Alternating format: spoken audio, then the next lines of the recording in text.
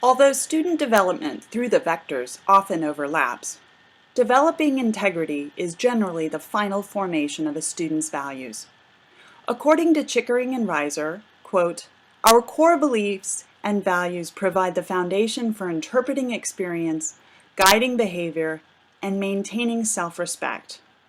Developing integrity is the process by which students transform a rigid value system into one that is balanced between self-interest and the interests of others." The first stage of this process is humanizing values. During this stage, the student challenges and tests beliefs. The values become compatible with the gray areas of real life. In the video that follows, an alumnus of the Henry Ford Honors Program presents an example of humanizing values. Leah started college with the goal to become a lawyer. Her love of the Arabic language and her volunteer work in the English Language Institute have led her in a different direction, humanizing her values. What Leah won't tell you in this clip is that it was filmed the same day that the Yemeni president and his cabinet resigned, transferring power to an anti-American rebel group. 3 days after filming, the airport opened and Leah was able to escape to Turkey. In my third year, in the summer of my third year, I got an internship in Yemen. Once I arrived, I just was overwhelmed by the kindness and the hospitality of the people here. I just knew that I had to come back.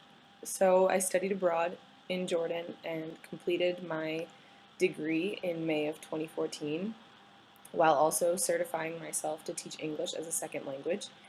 And with a job waiting for me, I came back to Aden, Yemen, and that's where I am right now, talking to you guys 4.5 months in as an English teacher. Who would have thought?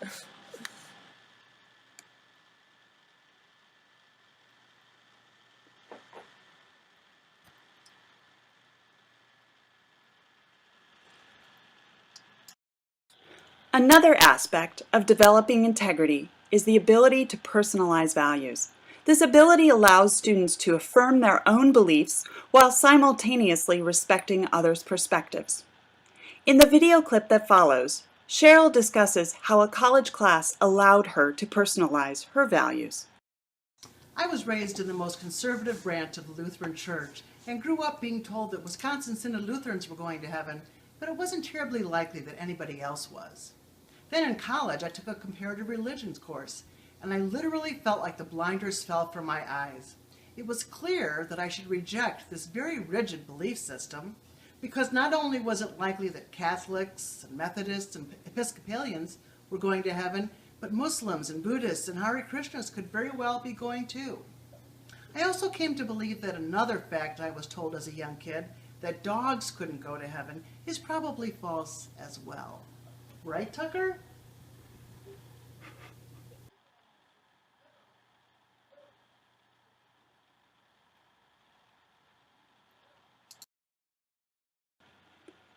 In the final aspect of developing integrity, students match their behavior to their humanized and personalized values. On the next slide is a faculty member from Illinois Central College who found her own authentic voice as an instructor. There are teachers that I had in my life that made such an impact on me, and I wanted to be a culmination of all of them. And so I tried that, and that didn't work. And I tried to be their pal and be funny all the time and be a friend, and that didn't work because sometimes I had to be not their friend, and so they were like, "Who are you and who is this person?" And it just didn't fit. And so then I tried to be a bitch, and that didn't work because I'm not. And then, because then they didn't know, she's very stern here, but yet she's telling these stories here, and it's like, and so I just wanted to be genuine.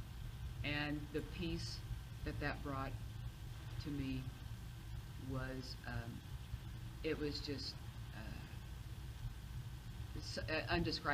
indescribable.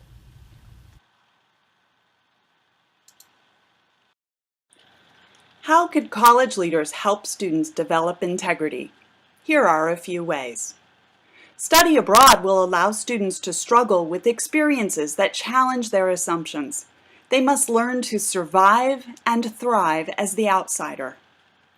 Service learning encourages students to directly connect volunteer experiences with growth and development through structured learning activities, such as journaling and presentations.